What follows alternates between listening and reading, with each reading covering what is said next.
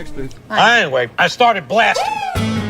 Welcome to Dues Paid, your premier podcast resource for the perspective of two barely young men who've sampled a platter of earthly delights. I'm Aaron. And I'm Josh. And Josh, I believe we were talking about your playthrough of Shadow of War and the narrative ending. So the things that didn't work were that they tried to keep everybody alive just in case they could franchise out another sequel. They tried to add a base building mechanic to a narrative focused game, which really feels like planting the seeds for like, maybe we'll release a mobile game. And right? Like one of those where it's like, oh, protect your base, click, click, click, like it's a Skinner box, right? What was the other part that we were talking about? The lack of stakes. You keep everybody alive the whole time, and there's no narrative stakes anymore. And it's like, it's good to allow characters to die when narratively appropriate, because like, if you have that kind of narrative integrity in your intellectual property, and then you come back to it even in a sequel, but you allow major characters to stay dead, I'm going to be more intrigued looking at that next installation, because I'm going to go like, oh, how do we continue this narrative now that the primary character has died? And I'm intrigued because they allowed the primary character to die. You know what I mean? Yeah. No, it's because everybody's so piss scared. All the companies, I should say, are piss scared now to not milk an IP for all that it's worth. Yeah, you got to get that return on investment for every single penny. So the last thing that we were talking about just before we started the episode was that... I remembered that I should have been recording. Yes. I wasn't going to say that. But... it is what it is. But, so, his name is Michael Forgey. And he was one of the developers and executive producers of Shadow of War. This is the guy who died in development with that podcast Oh shit! This is the guy that died in development for the video game Shadow of War, and like they put his pictures in the credits, right? Yeah, it's like this montage. It's really long. They apparently made him an orc in game. I didn't see him. I don't know. But anyway, they made him a character. They put his pictures in the post credits. We're on record right now, so I just want to say that if I'm working on any kind of creative intellectual property and I happen to die during the production of it, leave me out of it. I don't want to be preserved in digital format like that, or I don't want my baby pictures to be part of the end credits. Like, throw me in a hole without a casket, put an acorn in my belly button, cover it with dirt, leave me alone to be a tree when I die. I don't need any of that shit. Yeah. And what's more is that it comes off as manipulative because the game sucks. Well, I shouldn't say the game sucks, but the ending definitely sucks. The third act shits the bed. Right. And I'm really getting tired of games being interesting and fun for like 90% of the playthrough, and then just not caring about how they end. And it's exhausting. Like Nier Automata was that way. That's interesting. Nier Automata. Well, I've talked about this before, with people, not on this, but Nier Automata, like I was really enjoying like exploring and learning about the world, and they slip enough world building stuff in there where you're seriously thinking about it and you're looking at it and you're like, wow, this mystery is like getting like deeper and deeper and deeper. And the concept of what's the difference between a robot and an android and all where does consciousness begin and end, and is it really life if it's not carbon based, if it's silica based, right? Well, no, because the humans are all dead. Yeah, but that's one of the twists of the game, is that the humans have been dead the entire time. So the battle is against, the androids are fighting for the humans. They have a purpose, and then the machines are just down on Earth, consuming everything. And so they're like, we got to get rid of the machines for the glory of humanity. And it's like, okay, that's fine. And then it does delve into the question: are the machines human, and are the androids human? Are they human? Are they conscious? Right. Well, yeah, the machines are in the game. They end up like doing a lot of human stuff to imitate the things that happened on Earth. It's weird. It is explicitly imitation. Yeah. Yeah. And the problem therein is that it builds the mystery of like what's going on, and why are the machines like this, and all these other questions that happen. I don't remember a ton about it right now because I just remember being really mad at the ending because the ending is all really rooted in stuff from Near Replicant, which I didn't even know was a game when this game came out. Yeah, I've only just begun watching. Barely watching is a strong term, but a playthrough of that. Apparently the the big holdover is like the spherical head with the smile, right? That we've seen a couple of times in Nier Automata. It almost appears as like a meme in that world. Apparently that was like a semi-main character in the previous series. Feel free to @, us and educate us in the comments if we're getting it wrong. Do please everybody tell me how I'm wrong about Nier Automata and how it's the best game of the century. I'll read the comments. I'm so tired of everybody telling me that game's great. It's like there are other games. That's the thing though. It's 90% good, and then the ending shits the bed because it doesn't give a satisfying answer to the mystery, because it can't. Without delving into a lot of stuff from Near Replicant, which it tries to do. Yeah. Okay. Hold on. I just want to say spoiler warnings, right? Okay, now we're free. Oh, sure, yeah. Come on, man. It's the internet. Let's do this. But I was being vague. Well, I don't want to be. I don't want to be vague. That's why there's spoiler warnings. What do you think about the whole thing of the question of if you're willing to delete your save file? Oh, yeah, that's not even a thing. They don't present that as an option. It just says, do you want to save? No, because what the question is, do you want to leave something for other players? And I was like, no. Like, but at the same time, you're sitting here, they ask you if you want to help other players. Right. And then, but in order to get through that last bit, you need help from people. I tried to do it 3 times by myself. It's fucking impossible. It's the most impossible bullet hell that I've ever seen in my entire life. You can watch the playthrough on the YouTube channel. It's fucking ridiculous. But so you get help from people, and it's so much easier when you have like 6 extra things shooting. And it gets to the end, and it's like, do you want to leave your ghost in order to help other players? And I was like, no, because somebody told me that it would delete my save file. Right. And I was like, oh, no, fuck that. What if I want to go back and do other things, which I did. I wanted to go back and see a couple of the other endings. And so I said no. But I only knew to say no because somebody told me. They don't tell you that helping other people will delete your save file. And I'm like, that's a shit allegory for helping people in real life. So what if I go to help people in real life, it deletes my life? Like I lose my life to help people? What I mean, in some cases, yeah. I mean, like, think of let's get super patriotic, right? Because we're all patriots here. Blech. But like, look at the 9/11 firefighters, right? Sometimes you run in, and like your intentions are good, and shit goes bad, and it's basically, I feel like it's asking you, are you willing to take that risk? And it doesn't tell you. This is me. This is the DM side of me talking, right? But that's the kind of thing I would definitely present that as, do you want to try to help this person? And then I would have them roll to see if the house collapses on them, right?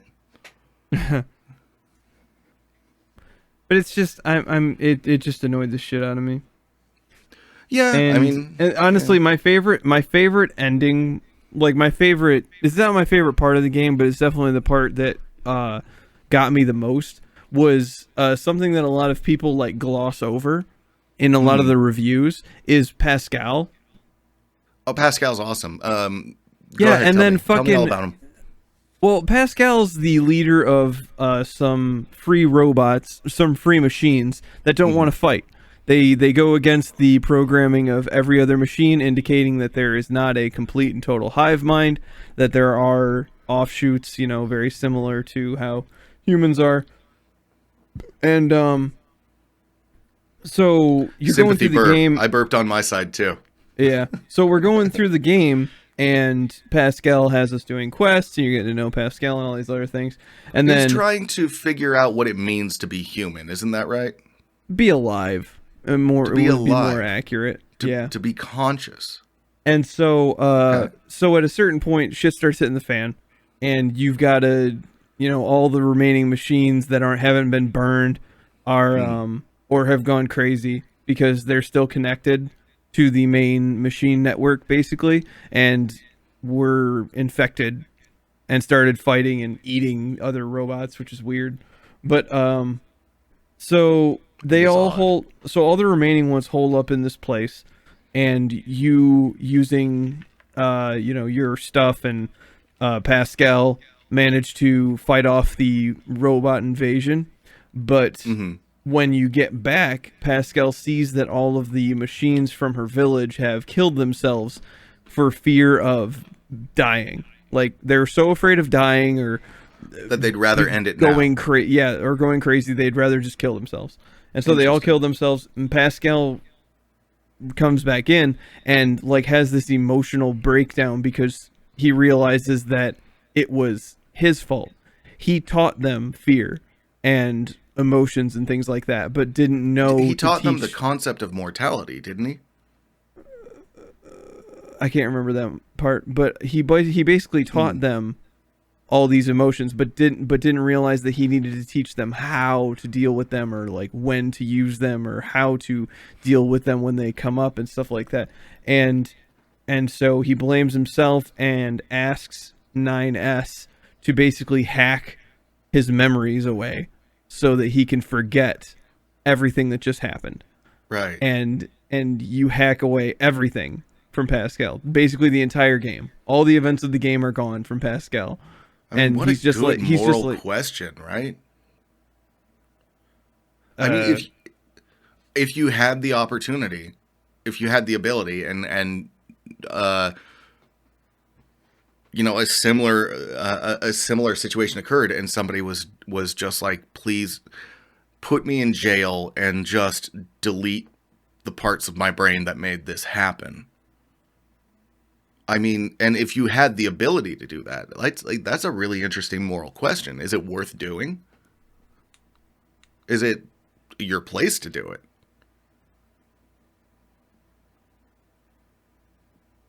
No. What? That's not a question. No, don't do that. That's bad. Okay, I know. fair. Oh, no, hang on. That's the exact same concept as not teaching people history. You're going to repeat the mistake. I definitely feel like that's part of it. Sorry, that wasn't even I didn't even respond with like a No, it's just like, to me, that's not a question. Like, you need to remember that you fucked up. Yeah, You need to remember it and feel that pain so you don't fuck up in the future. That's what memory is for. That's a big part of it, for sure. Can I?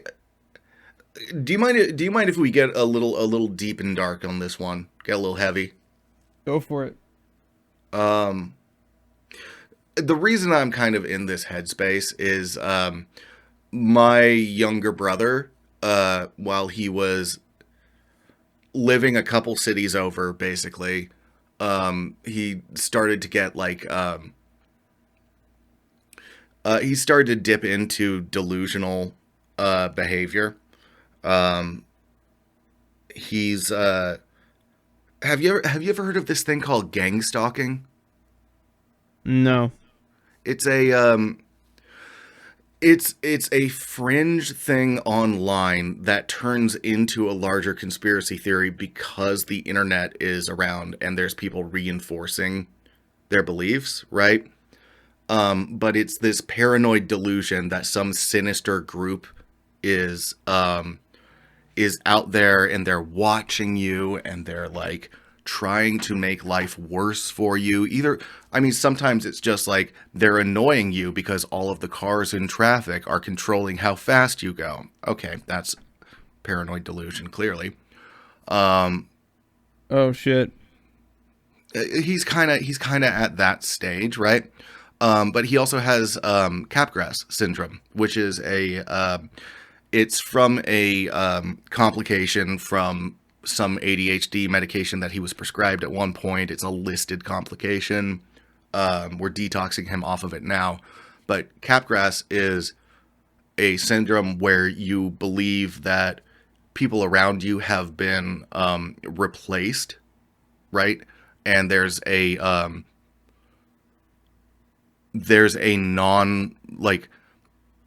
basically they've been replaced with a clone that has evil intent. And my brother Josh, not you Josh, not other Josh, my brother Josh, third Josh. Oh boy. But he's like, the reason I'm talking about these moral questions right now is because that's where my head's at, because Josh he's my younger brother. He's at this point where he believes that he's being gang stalked by Nazis and that they are replacing his friends and family with surrogates or sleeper cells, that kind of thing. It's interesting, our delusional behaviors, schizoaffective disorders, they tend to follow a pattern. It's not my first time dealing with them. But yeah, when it comes down to like, do you delete the save file? I think those are I'm in a mood where I think that those are very interesting questions right now, I guess. And by the way, no worries. We can lighten it back up here. Like, my fine. younger. I mean, it's stream of consciousness, whatever you're thinking. It happens. Yeah, it's life. Let me just cap it off. Like, it's not all doom and gloom. My brother is now living in the same town as me. He's living with his mom right now. His girlfriend came up to spend the summer with him. They both come to our weekly D&D session.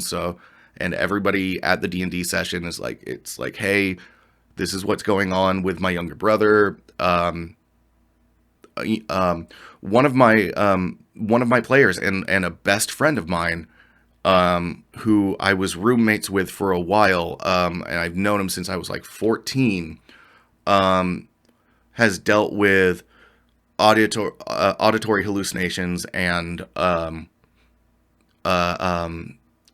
like these sort of schizophrenic tendencies. He thought he was psychic for a while because he would step into a room, he would get auditory hallucinations of basically voices talking shit in his head, and he would assume that's everybody's thoughts, right? So then he would go back into his room and be like, never mind, I'll be alone. And that's, that's my oldest friend, Landon, and he's better. It's the kind of thing that you do learn to live with, you learn to identify, you make steps towards. It's so it's not like there's no like light at the end of the tunnel here. And we're making that sort of weekly social space for my younger brother with people that understand how this process works. So I think he's in good hands, but like, yeah, that's why I'm at this sort of like deep questions only kind of vibe right now, Have you ever had to deal with anybody like losing touch with reality, whether it's like Alzheimer's for a grandparent or anything along those lines? Nothing clinical like that, but there have been multiple moments throughout my life where I've felt like I was losing my mind. Tell Nothing me about it. diagnosed and nothing, actual or permanent or anything, but the feeling of the people around me being replaced.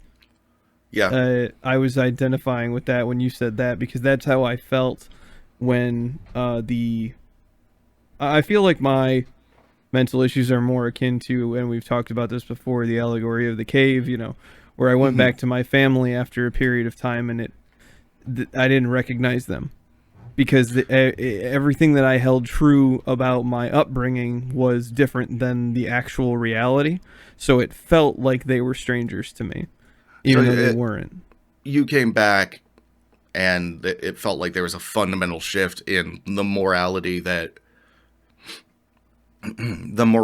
you had been taught had been sort of subverted and was no longer consistent with the family that taught it to you. Is that right? Kinda. I mean, it's like I felt like I grew up in a very open-minded, nice household. And, I go back years later and my parents are racist. They're decently homophobic. They're just awful people. Very, very, very, very, very right-leaning. They're the kind of people that only watch Fox News and NPR and shit like that, and they always vote Republican regardless of who the candidate is, and they're those people. They repeat listen the rhetoric. to NPR? I don't know, but it feels like they do. I mean, I'm gonna say now, NPR is center left, typically. Oh well, then I don't know what radio stations are what. I just had to be curious. I don't know. I thought that NPR was the gun radio talk show. No, you're thinking of NRA, maybe? Oh yeah, there you go. Okay, yeah, and NPR. Yeah, National Rifles Association. Yeah. Sorry, my bad. I don't know things. And this is NPR. Everyone here talks at this tone, and we'll go ahead and talk about taxes and what's happening in Botswana in the next half hour. For the next 5 minutes, if you're not listening to the radio, in lieu of ads, please enjoy this soft jazz music. Ooh, I like soft jazz. I mean, that's NPR. Oh, that So- sounds nice. Hearing Fox News and NPR at the same time, I'm like, wait a minute. But yeah, no. So, on the subject of people, of parents turning further right, and Well, I don't especially, think that that's the thing though. I don't. My problem is that I don't think that they turned further right. I think they were always like this, and I just didn't see it. Yeah, and I as a child saw my childhood as decent. Like, oh, my parents were doing their best. I used to say that, like, even though they fucked up and they did a bunch of dumb shit, they're people. Yeah, they're people. They did their best. I was like, at least they put in effort. They could have been like one of those families that didn't put in any effort. And then, like, growing up and looking back on things, I realized that my dad was barely there. My mom had to work, so I was basically raised by my grandmother, and I would see my parents after 5 o'clock every night until 9 o'clock, and then they would just go to sleep, and that was basically my life. And so it was very, whatever. And the fear that I had of my father because of, various reasons and all these other things Sure. of him, like, throwing me into washing machines and shit. Into washing machines. That's a new one. I had my dad throw a bed at me once, but never into anything. Yeah, it was a hot day, and we were out doing the yard work, and my job was to get all the sticks out of the yard so that he could mow the lawn and it wouldn't plink all the sticks off the blades. And I got hot because it was hot. And I went inside and I grabbed a soda, and I was just drinking something, and I heard a stick plink off of the lawnmower, and I was like, oh shit. And then before I could even turn around, he was already at the back door, and he just like pushed open the door, grabbed me, knocked the soda out of my hand, shoved me into the washing machine, and said, "Get the fuck back out there." And God damn. Yeah, that was That's my dad. But anyway, I hear you. No, I mean that is from a bygone generation, and I mean, like, I guess if, like, I don't know what kind of audience we're gonna end up getting, but if there's any Zoomers that are listening in on us talking, doubt it, but whatever. Like, yeah, abuse for, you know, for millennials. And for our parents, for the parents of millennials, abuse was a fact of life, I feel like.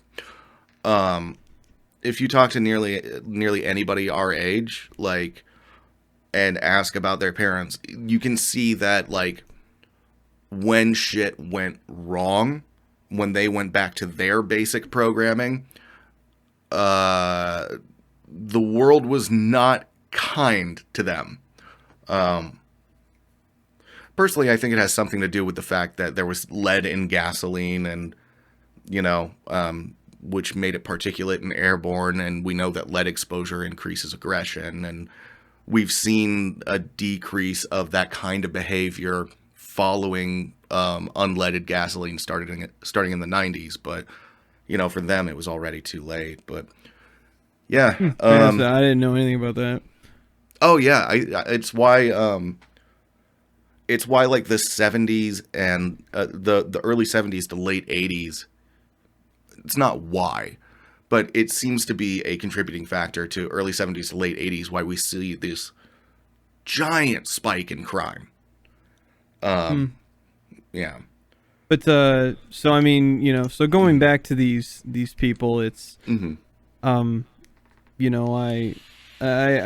I didn't recognize the people that I was with, and so it felt like I was going crazy. And then there's other things, like when I was living with my brother, he had this girl that he was seeing, and she was living with us for a period of time, and then there were some lies that came out, like obvious lies.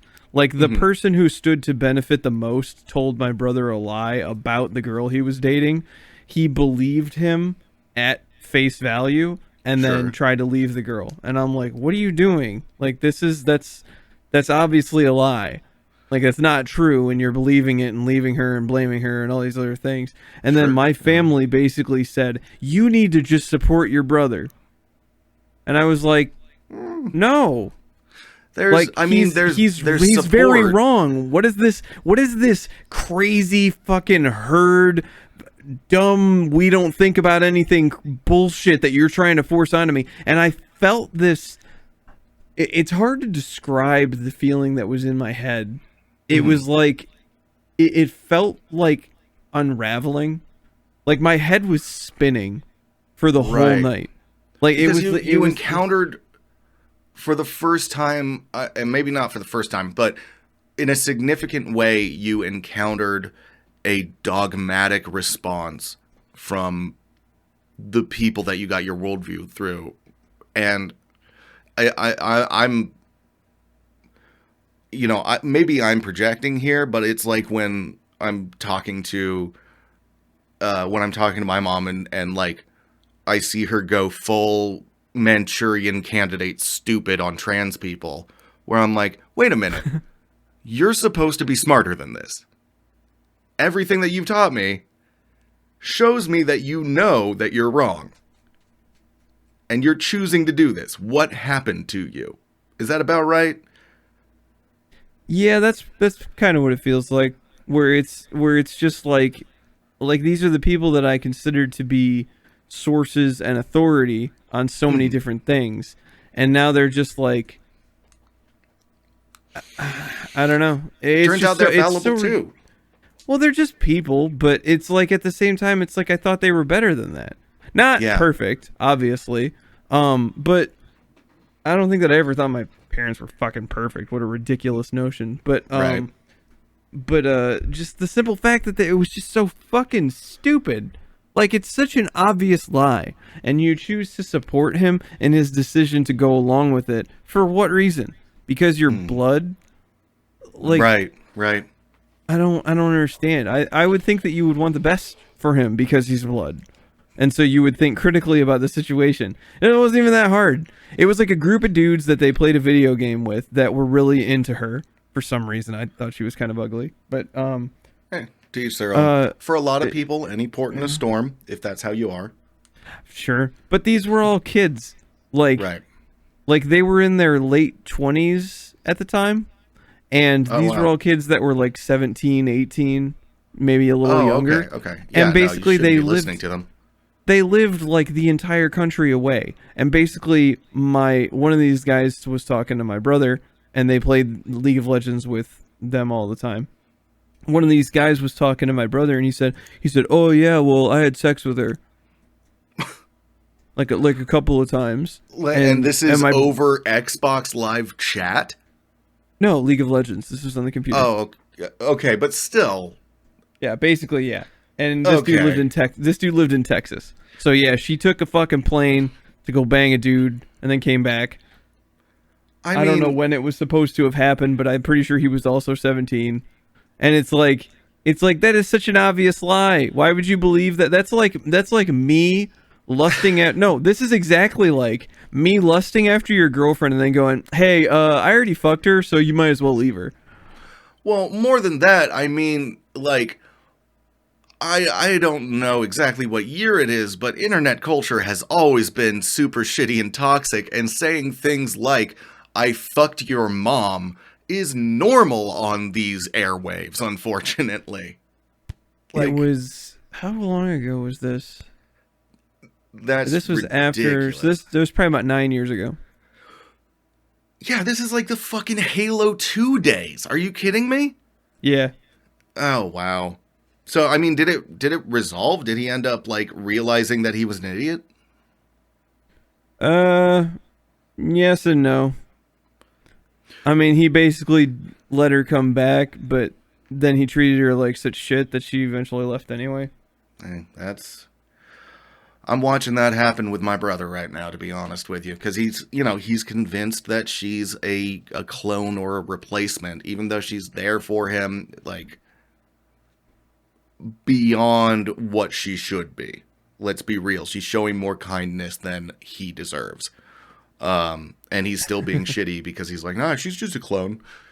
Dude, pretty sure that's not the case.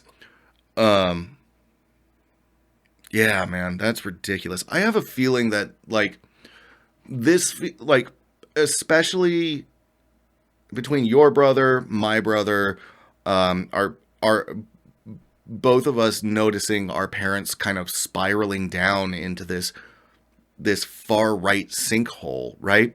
I really think that there's a section of people for whom social media is like a mental virus, you know? Like, it degrades them. I mean, if you look at my brother, who's clearly having delusional, paranoid, he's having paranoid delusions, right? And it seems to be kind of schizophrenia adjacent, right? It would have been anything, but because he found this group of people online who considered themselves, when it comes to gang stalking, these people call themselves targeted individuals. And, like, they all reinforce each other's opinions, saying, like, "No, you don't understand. The government's trying to control your mind." And it just drives them further and further into that fucking rabbit hole. I don't know. Ban the internet? Is that something we can do? No, the internet's great. Yeah, I like it too. I like watching stuff online. I guess let it burn. I mean, that's the thing. It all comes down to the people using it, and the people that are using it have.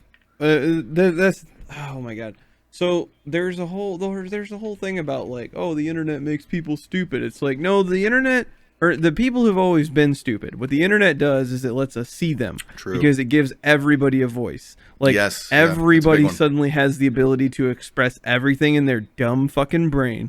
And there are a shitload of morons out there, and now we can see them all. And everybody's like, "Oh my god!" It's the exact same thing with, like, racism going on. Right? I think 2016 was the big wake up. It's like, holy shit, they're all talking to each other. No, get them, like, get back in your hole.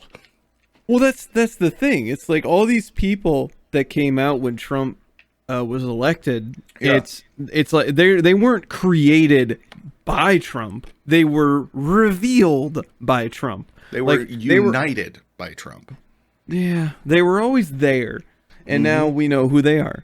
So, because they're still really loud. One issue that I'm experiencing lately is that nobody's wearing masks anymore, and I'm like, I am reasonably certain that not all of you have your shots.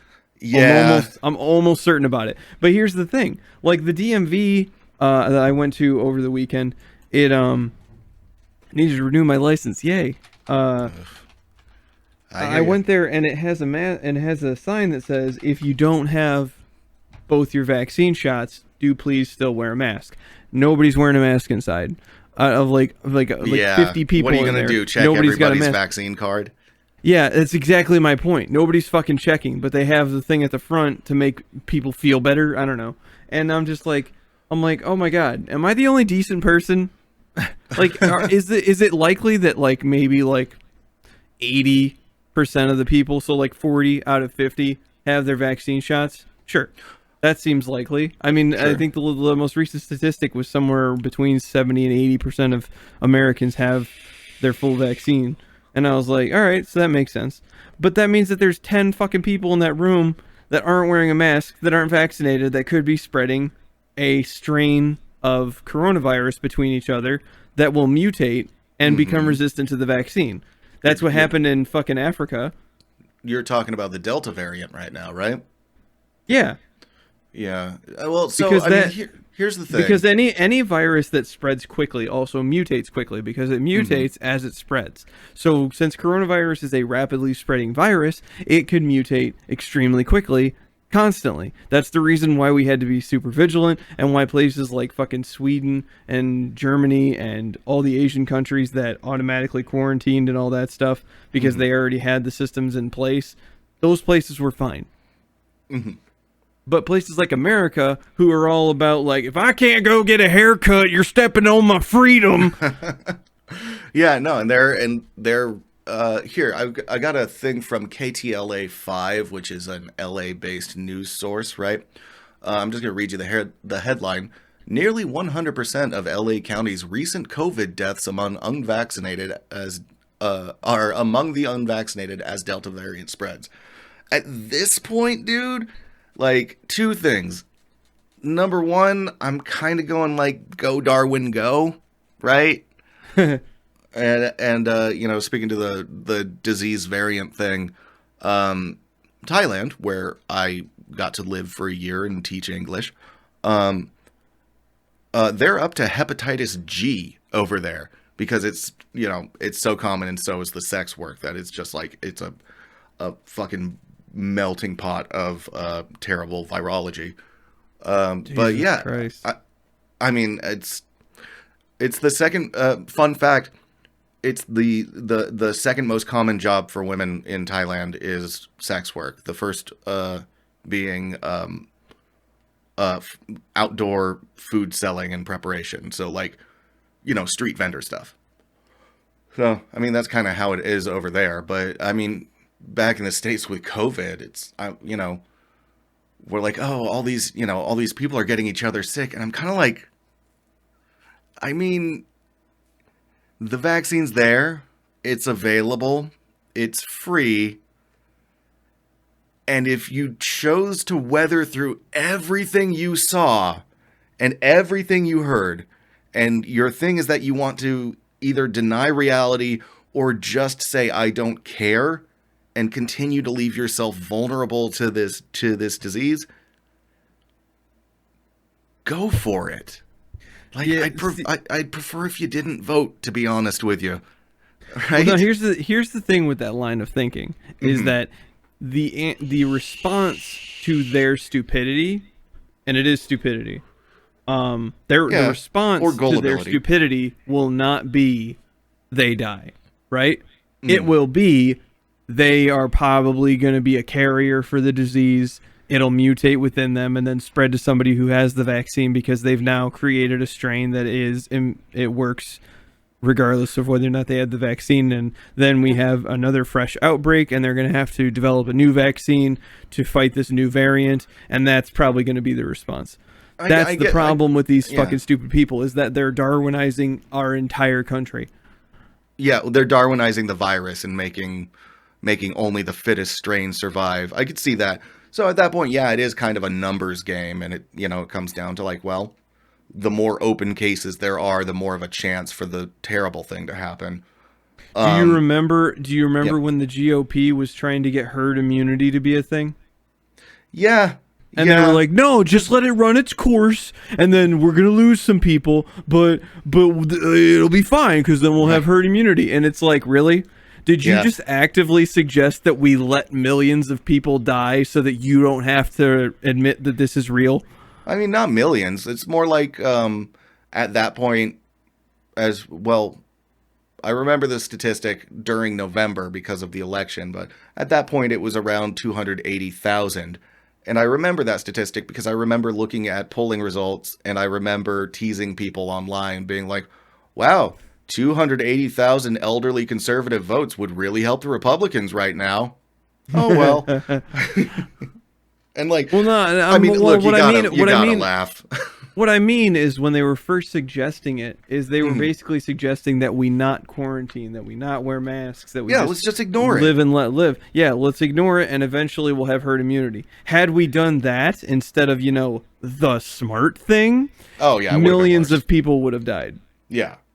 I actually was looking at the statistics on Google for a couple of days, and I saw that there are still new cases being reported, like in the low hundreds, but sure.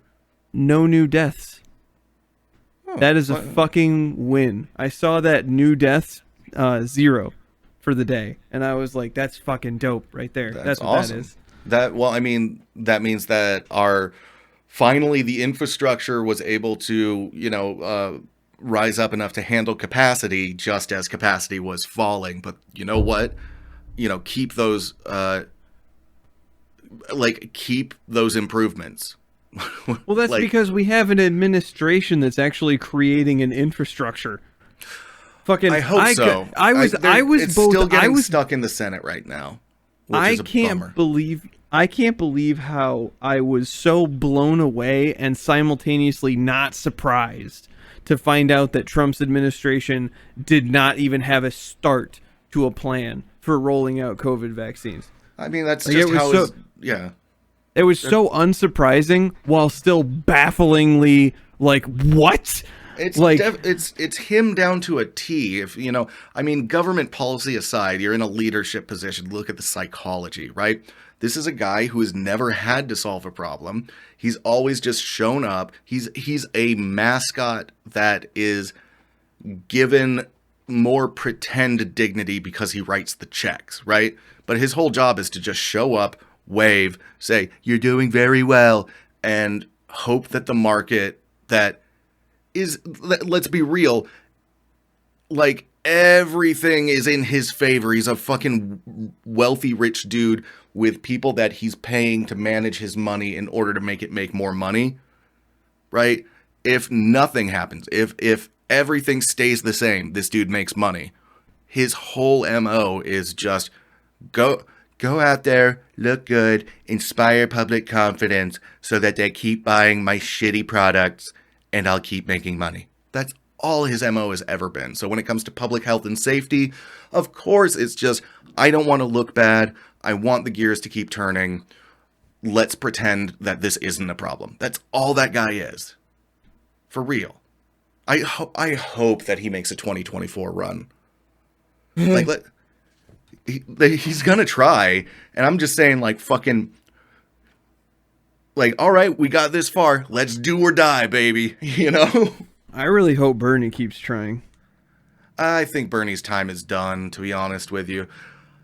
I do think that the left, the leftists, the socialists, I mean, I told you I'd get you on socialism eventually. Bernie is a socialist. Well, he is a socialist, but his ideals are not.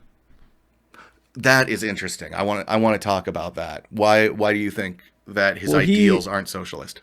Well, he himself said that he doesn't promote socialist ideals because while he does consider himself a socialist, he understands that fundamentally in a country particularly as big as America, socialism wouldn't work. Right. Okay. Well, okay, so we're talking about a game of nomenclature then. Are we Sure. are we both in agreement that federal That's why. money should be used for making sure that people have health care? Sure, paid for by taxes. Yeah. Yeah. Okay, so I mean that based off of the fact like just how far right we've moved as a country, like other countries think we're fucking crazy because we are.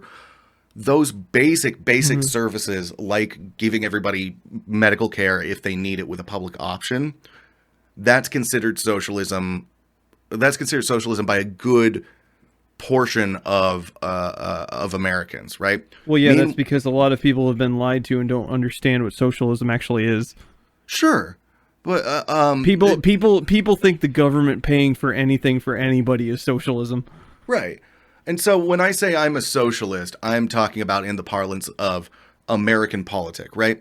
The things that I think should happen, that we should be spending money on. First of all, I think that our military budget is overbloated. There's a lot there that's simply just money going into a hole, and that could be restructured to free up a lot of funds, right? But between that and spending money on the IRS so that they can actually go after people who have the money to hide their excess money, right? I think you can build up enough of a base of income for the U.S. federal government to then redistribute that wealth to states for infrastructure projects, for repaving highways, for making sure that every American can go to the doctor without worrying about becoming homeless,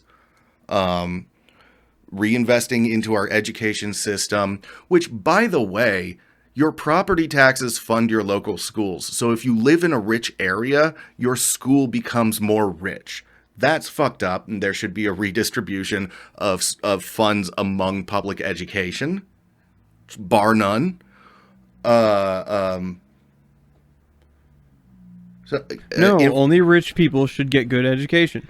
infrastructure, medical care, uh, public education, public higher education, publicly funded. We should be investing in our own citizens so that they can be more self-actualized and more productive and want to live here and want to keep improving this place.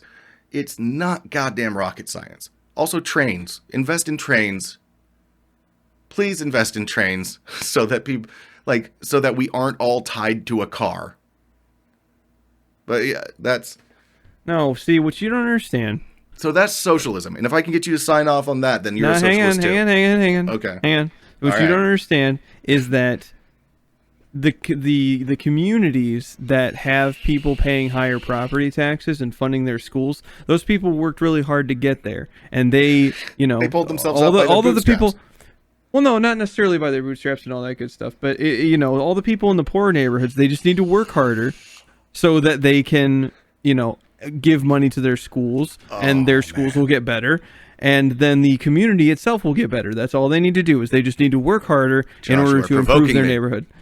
You are provoking me. Okay. I cool. was like, what if I Stop just started over-policing. talking like a right winger fucker? So, stop over policing. Let's talk about defund the police real quick. I want to explain that for the record. Okay, we're not saying don't. If you take away money from the cops, then who's gonna stop crimes? Who's going to stop crimes? Why are there so many crimes where there happen to be police? I think there should be fewer cops. I think they should be better paid. I think they should be better trained, and I think that they should have fewer extra shit to do. They shouldn't have to deal with mental health calls, right?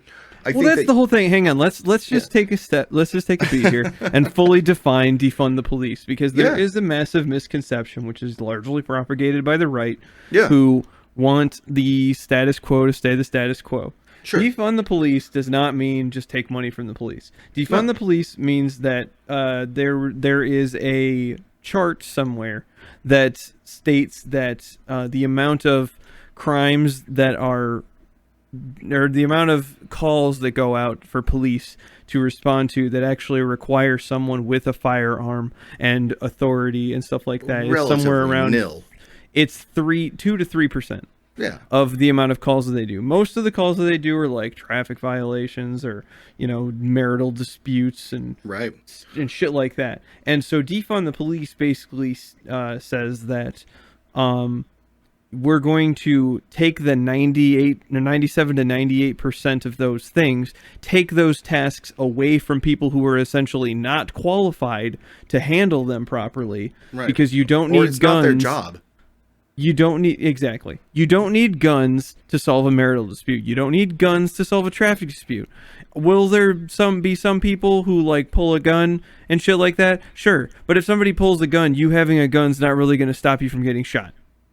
That's I mean, there's some of that, and there's also the fact that like if you're, let's be real. So if you're a social worker who's coming to fix a marital dispute, right, or something along those lines, and you have the ability to issue a ticket or call in backup, right, that still is going to give you more of an edge, right?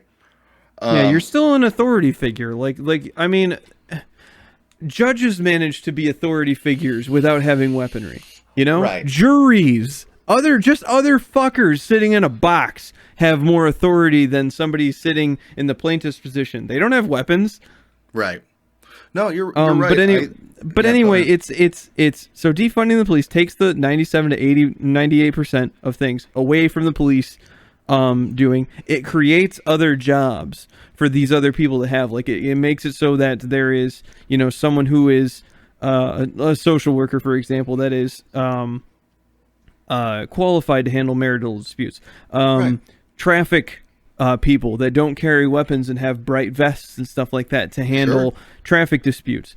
The people, a very non-aggressive traffic, like you ran a red light. Now you get pulled over by a dude with a gun who just like raps it on your fucking window like what's going on? And then he happens to be racist. Now you're facing a racist, terrible person with a gun. What are you going to do? Not only does he have pure authority in the situation, but he has utter dominance over you with a weapon. Well, so not only that, but if shit goes south, and if shit goes south, or if he wants it to go south, the system is kind of rigged so that he's allowed to shoot you. Yeah, like I said, he has pure authority. Yeah. But so it takes those away. It gives the jobs to the people who are actually qualified to deal with the situations, and it frees up the police to not be so overburdened with constant calls. So basically, you just have a small handful of guys like firefighters, which by the way, I actually spoke to a firefighter, and in most areas they actually respond to medical calls more than they do fire calls. For sure, they which totally is which is retarded. So, but anyway, firefighters aren't running around constantly, and cops shouldn't be running around constantly either. Cops should be there if the situation calls for force. If the cops need to show up for something, it should be because the situation has escalated to the cops needing to be there, not because you need somebody to go, all right, break it up, nothing to see here, and then he gets back into his car and goes away. That's ridiculous. Right. Yeah, I'm with you. I personally, I think defund the police is a cry for respecting the police. I mean, look, the optics are bad on the phrasing, but ultimately what we want is we want, yes, fewer officers, but that's because we want the best of the best. We want them better trained, better paid, and I want a higher threshold of I want a higher threshold for like basic competence before you're allowed to carry a gun in the name of the state. I don't think that's too terrible of an idea. And stop giving military gear to local police departments. Oh my god, yeah, stop with the fucking stop driving tanks around in Midwestern America. What are you doing? Well, what if we need to bust a bunker in Midwest America? It's like there's no fucking bunkers in Midwest. What are you running over people's houses? Did they? There's did they absolutely just disappear no. a guy on live TV. I just did some research on the whole thing about SWAT gear and stuff like that, and how many incidents have been called in, and all the mistakes that they make, and people's lives that they ruin, and property damage that they don't have to pay for because they're the police and shit like that. It's just fucking ridiculous, and it's just gotten worse and worse and worse. And this is the America that the GOP wants, which is heavily militarized, because then they can control everybody, and everybody's so pissed scared to do anything. Heavy militarization, no education. Those are the big two. Yeah, that's how you create serfs, and that's how you create a state where nobody can fight back, because they're essentially, we live in a society now, which means that... We live in a society. Sorry. You said I'm not gonna go full. I'm not gonna go full Joker, but so we live in a world now. There you go. We live in a world now where getting a militia together, getting everybody some muskets, and then attacking people in their sleep before they have a chance to get into proper formation is not the way that we're gonna handle these disputes and make it so that the tyrannical government can't be tyrannical towards us anymore. Yeah, you ain't going to stand up to the government with your AR-15, my dude. They got drones.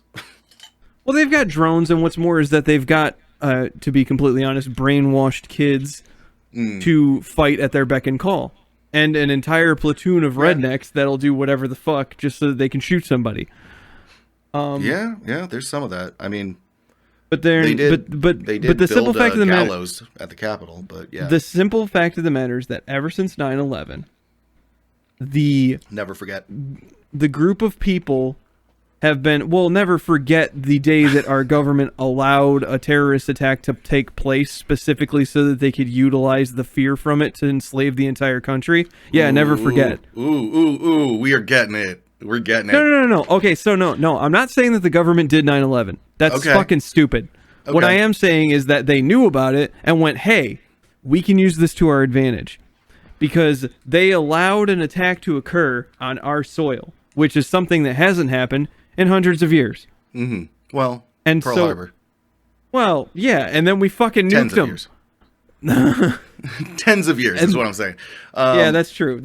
So tens of years, and the last response that we had to that was nuking them, right? Because that's what you do. You retaliate. Not, we're gonna go over and subjugate their country for 30 years. Aren't we still there? I'm pretty sure that we're still there. Yes, we are. Anyway, support the troops. Hey, everybody, make sure, if you're still listening at this point, make sure to look up manufacturing consent. I believe Noam Chomsky wrote it. But we've known about it since the 70s, especially around Vietnam, how we can use news outlets and media to manufacture the consent of a populace to go to war, whether it's democratic or not.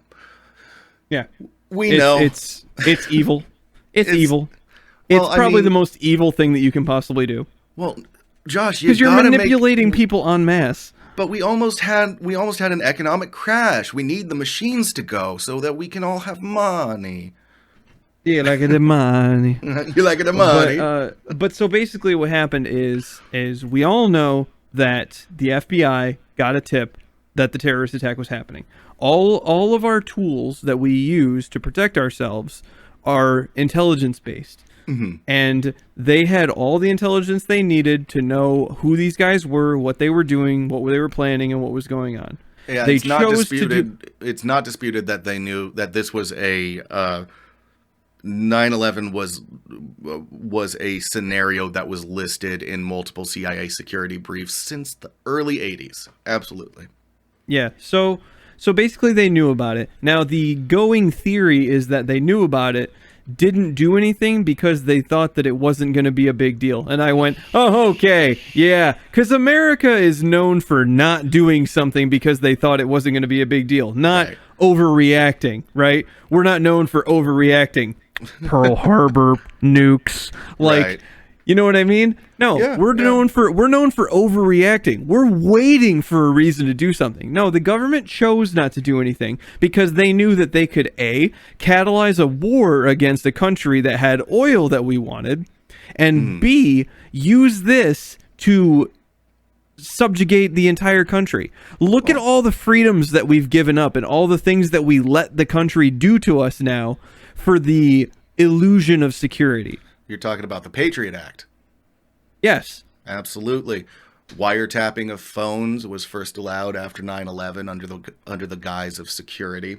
We all take our shoes off at the airport because one guy tried to hide a bomb in there once. Yeah. And by the way, he wasn't even successful. No, he wasn't. He tried to light his shoe on fire and got tackled.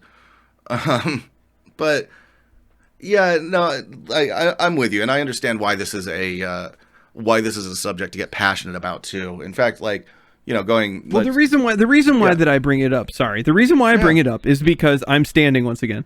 The reason why I bring it up, our hour mark. The reason why I bring it up is because it's the exact same thing that's going on. Is that people don't realize that we don't live in a world anymore where you can just go clean up the streets with a gun. It's not the Wild West. It's not the Civil War. It's not olden times. Now we live in a world where our political tools are weapons. Those are our AR-15s, our political tools. And the GOP, specifically in the last 20 years, has made a ton of moves ever since 9/11 to savagely limit the people's ability to speak their voice. It's the reason why there was such a after the loss in 2020, there was a massive surge of GOP senators and lawmakers and stuff like that, essentially passing laws. Voter suppression laws is what they're called by people who know what they actually are. But there's so many of them. Like, you're not allowed to stand in line. There's certain states that don't take mail-in ballots anymore, and you're not allowed to hand water to protesters. Protesters, people standing in line to vote, waiting in line. Yeah, people waiting in line to vote. You're not allowed. So basically, they want to make it. They're making it not impossible to vote, but that's why it's called voter suppression. What they're trying to do is they're trying to make it as hard as possible so that people will once again look at voting and go, our votes don't matter. Which is, by the way, the big lie that we've been fed for 2 generations now. Our parents grew up with that lie, and then we have that lie propagated. And we saw in the 2020 election that is so fucking not true. Yeah. Basically, if everybody believes the big lie about your vote not counting, nobody goes out and votes, and then the Electoral College can do whatever the fuck it wants. But when we actually go out and vote en masse, 8 million more people, their voices are heard. The Electoral College can't do shit, and Biden gets elected. Which, by the way, Biden's not a great choice. But nobody wanted Biden. Yeah, nobody wanted Biden. He gropes girls, but. Fucking, he's way better than Trump. He's friends with a man named Corn Pop, but he's safe and he's white. And what it comes down to is everybody was in chaos, and the people who voted Biden were just like, please, just any adult who can get us vaccinations, any actual adult. But I will say this: Biden's doing a great job. He's doing okay. They need to pass the infrastructure bill soon. They have until 2022. He also really needed to not back off on the making the minimum wage. Yeah, that was he needed to not, because that was the campaign promise. If he doesn't make that happen in the next 4 years, I don't think that he's going to get reelected. I'm doubtful on Biden getting reelected, but I think it's probably going to be a comparison of the lesser of two evils, if we're being honest. That's the other thing. I just said that he was doing great. But the simple fact of the matter is that the bar is so fucking low. Yeah. Let's say this. All right, you're standing up. We hit our hour mark. I'm just going to say, if we do get an audience off these podcasts, I want to leave it on a good note here. So it's 2021 as we record this now. 2022 is the midterm elections. Pay attention to those. I know it's boring, but guess who does pay attention to those? Old people. And this is, it's not the one big election. You're going to have to learn a few names. You're going to have to read through a few policies and shit. But local, state, 2022 midterm elections, these are big ones for setting up the infrastructure for your state and your area, your county. Also, attend meetings at your city hall if you want to get involved. Talk. Well, the most important thing is definitely local. Yeah, like, local. The simple fact huge. of the matter is that Trump made it so that the presidency and everything that he was going through was at the forefront of everybody's mind. And so everybody became more political over the last 4 years. But the simple fact of the matter is that all the things that you were paying attention to when Trump was president are things that you shouldn't be paying attention to, just because it's impossible for all of us living our lives to pay attention to everything in politics. Oh yeah. That's why we have people whose job it is to pay attention to that for us. Yes, just we elect all you them. need to do is pay attention to your local shit, what's going on around you, which is easy because it's right around you. Pay attention to the shit that's going around you. Vote for the things that are appropriate in your local government, and vote in the people that are going to be best for your local government. Pay attention to your local shit. Go out and vote in your local shit, and the changes will trickle upward. They tend to. Because it's the exact opposite of gravity. The people that are on top are only capable of doing whatever the fuck the people they are standing on let them get away with. That's true. And, make sure to go to, if you're interested in getting involved in local politics, make sure to go to your local town hall or city hall meetings. Remember, you're a citizen. You have a right to be there. You have a right to speak your voice. And if you do, you're going to find that the people that show up are not as smart or intimidating as you might find them out to be. Remember, this is democracy. It's a big old group sport in a way. But that means that anybody can play, and a lot of people who aren't qualified try to play. If you go in with a modicum of sincerity and understanding of local policy, you're going to go far. So get involved and make sure that you vote in the midterms. It's important. It's not a spectator sport. Yeah, it's not a spectator sport. Get in there. In my opinion, if you're one of the people that stands on the sidelines and doesn't vote or pay attention to anything, you don't get to bitch about shit when it goes wrong. Yeah, that's true. So vote so that you get to bitch online. Vote. We love you. All right. You clear? Yeah, I think we're clear.